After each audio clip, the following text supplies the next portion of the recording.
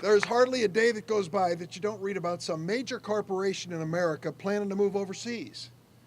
They're going to use our tax code, if they can, to move their operations overseas and escape tax liability in the United States. And of course, as they walk away from paying their fair share of taxes, it pushes the tax burden back on companies that stay in America and on the rest of us. It's wrong. And sadly, our tax code not only facilitates it, it encourages it by giving deductions for companies that want to ship their operations overseas. That makes no sense at all. We're going to return to Congress, Congressman Enyart and I, and face a debate about what a tax code should look like. I want to make sure that that tax code creates incentives to create and keep jobs right here in the United States. I believe that the companies that do are serving this country with good-paying jobs and quality products made by men and women in the workplace who are the best in the world. The bill is simple.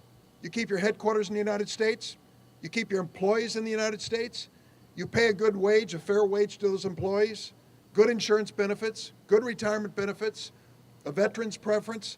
We're going to give you a tax credit, a credit for your company that you can use to build the company and expand the company. We did a rough calculation. It might mean as much as $400,000 for Alton Steel. $400,000 to make important investments to make Alton Steel continue to be competitive in the marketplace. Now, for those companies that want to move overseas, I think it's a bad decision. Many of them have used this country and everything in it to become profitable. And now they're picking up and pulling up stakes to go someplace to escape tax liability. One of them, just a few months ago, called me, a company you've heard of named Walgreens. Walgreens said, we're thinking about going to Europe. And I said to their CEO, who's a friend that I've worked with, this is a bad decision.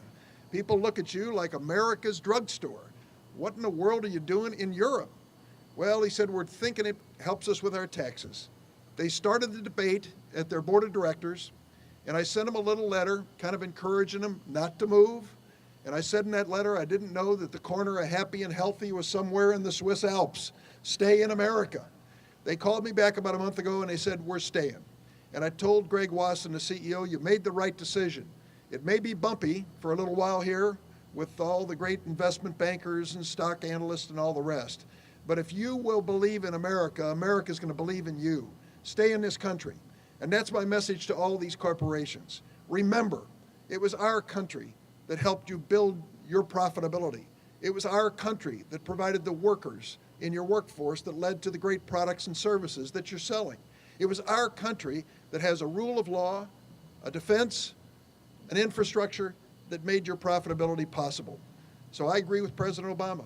I'm appealing to these companies to take the lesson of Alton Steel.